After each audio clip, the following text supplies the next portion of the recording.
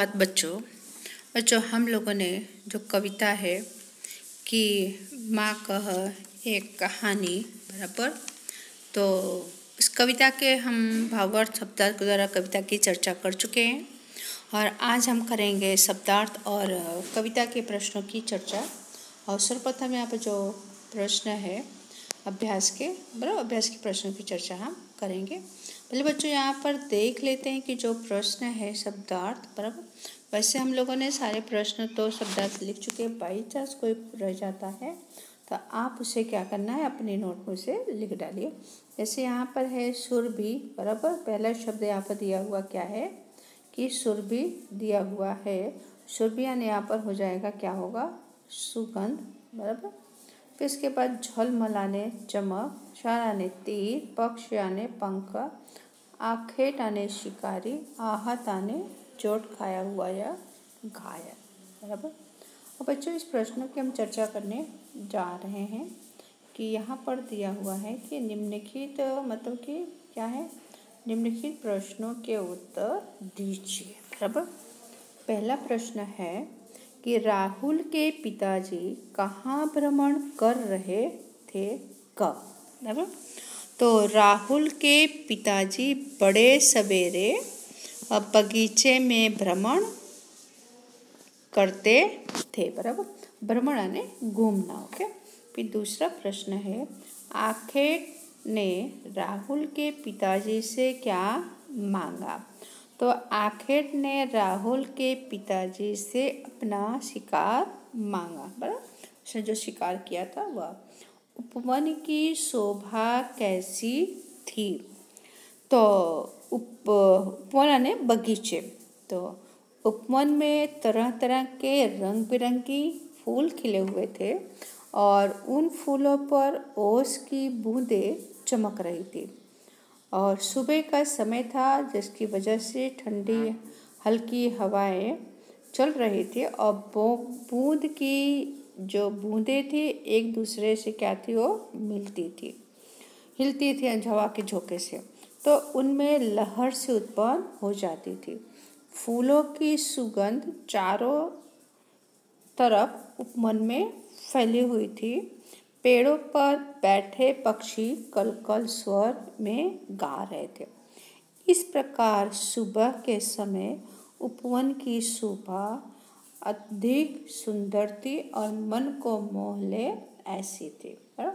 Next प्रश्न, माँ से कहानी सुनकर पुत्र ने क्या निर्णय सुनाया। तो पुत्र कौन, राहुल। तो माँ यशोधरा का जो पुत्र राहुल वह बहुत छोटा था लेकिन बुद्धिमान था।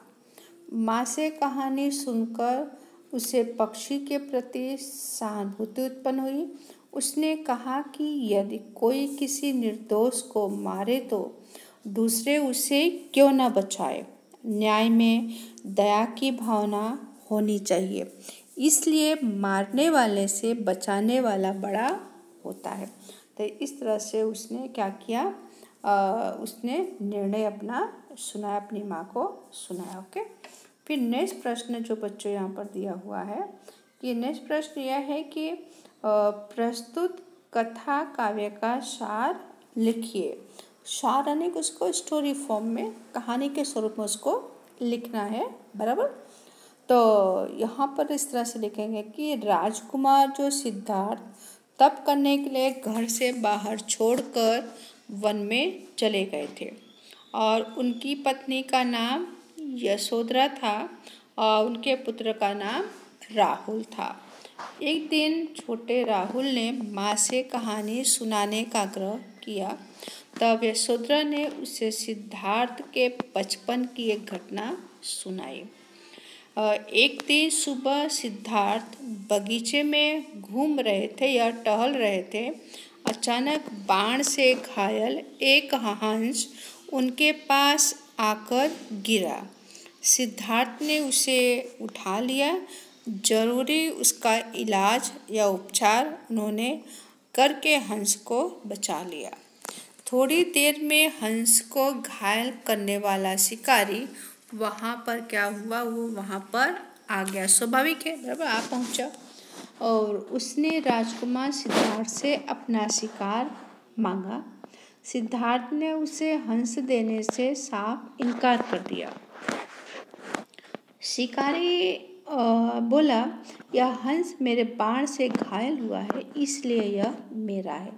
सिद्धार्थ ने कहा, मैंने इसे बचाया है, इसलिए इस हंस पर मेरा अधिकार है। दोनों में हंस को लेकर विवाद छिड़ गया। अंत में मामला न्यायालय यानी कोर्ट में पहुंचा। यशोधरा ने राहुल को इतनी कहानी सुनाकर राहुल से कहा, अब तू बता कि घायल हंस पर किसका अधिकार होना चाहिए। राहुल ने कहा, इस मामले में न्याय दया के पक्ष में होना चाहिए। जिसने घायल हंस को बचाया उसी को हंस मिलना चाहिए, क्योंकि बचाने वाला मारने वाले से बड़ा होता है। माँ ने बेटे की प्रशंसा करते हुए कहा, तूने कहानी सुनी ही नहीं, उस पर विचार भी कि तूने कहानी सुनी भी और तूने उस पर विचार भी किया। तुझसे ऐसे ही न्याय की अपेक्षा थी। ओके, इस तरह से उन्होंने कहानी अपनी पूरी सुनाई। ओके, और फिर उसके बाद फिर देखते हैं नेक्स्ट जो है यहाँ पर, बराबर उसके पर।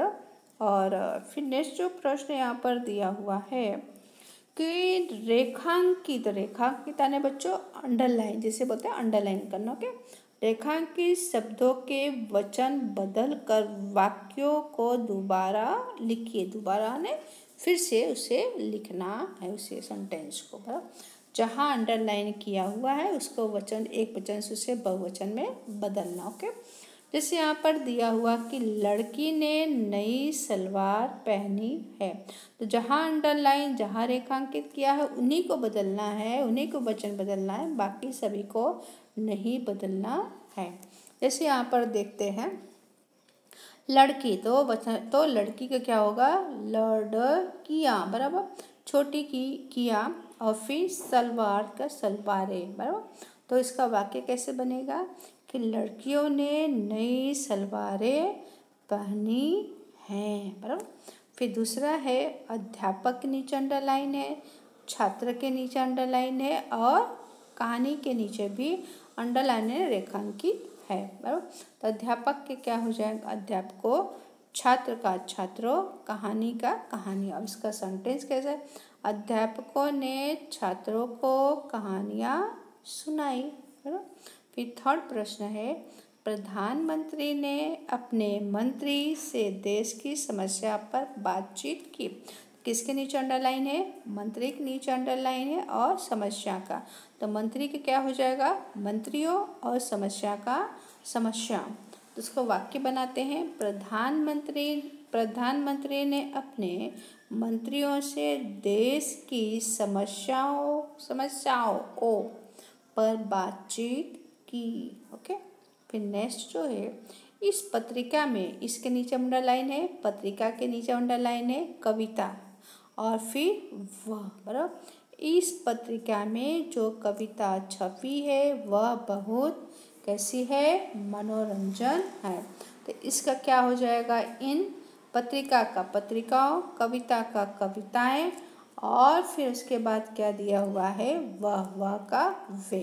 अब देखते हैं इसका वाक्य कि तो इन पत्रिकाओं में जो कविताएं छपी हैं वे बहुत मनोरंजक हैं, बराबर।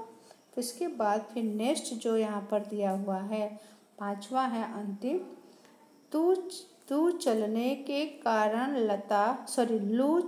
के कारण लता सूख गई, बराबर। यहाँ पर देखेंगे कौन सी सू है, बड़ी सू। अगर छोटी कर देंगे तो क्या होगा, सूख, यानी शब्द का अनर्थ बदल जाएगा।